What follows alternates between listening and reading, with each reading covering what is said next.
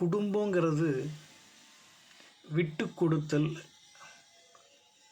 எதை நாம் விட்டு கொடுக்கணும்? முதல்ல நமது கோபத்தை விட்டுடணும். நம்ம வீட்டில் நம்மை நம்பி இருக்கக்கூடியவங்களோட அவர்கள் நலனிலே நாம் அக்கறை காட்டணும்.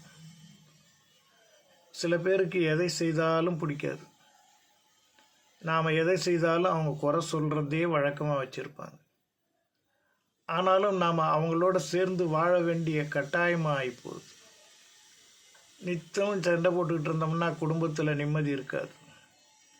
இந்த இடத்துல தான் ஏன் அவர்கள் நம் செயலை வெறுக்கிறார்கள்? நாம் நல்லதே செய்தாலும் ஏன் அவங்களுக்கு பிடிக்க மாட்டேங்குது? ஏதோ ஒரு காரணம் அவங்களுக்குள்ளே இருக்குது.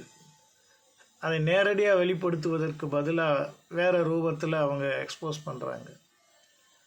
அதுபோல் ஒரு குடும்ப நிலையிலே நாம் என்ன செய்யணுங்கிறத சிந்திக்கணும். வேண்டுமென்றே சொல்கிறார்களா, இல்லை அவங்கள எதேச்சியாக சொல்கிறாங்களா அப்படிங்கிற 2 காரணங்கள் இருக்குது. சில பேர் வேணும்னே பண்ணுவாங்க, சில பேர் அறியாமல் பண்ணுவாங்க. அறியாமல் பண்ணுறவங்க மேலே நம்ம கோபத்தை கூட்டிடுவோம். சில பேருக்கு வேண்டுமனே பண்ணுறவங்க இடத்துல கோபம் கொட்டினா எதிர்த்து சண்டை போடுவாங்க. இப்படித்தான் குடும்ப வாழ்க்கை போய்கொண்டிருக்கிறது. அங்கே தான் விட்டு கொடுத்தால் கெட்டு போவதில்லை என்றது நம்ம நினைவில் வச்சுக்கணும். எல்லாருக்குமே எமோஷன் இருக்குது. ஆனால் அந்த எமோஷனை கட்டுப்படுத்துபவர் மனிதர். நாம் முயற்சிப்போமா? எல்லாம் இன்பமயம்.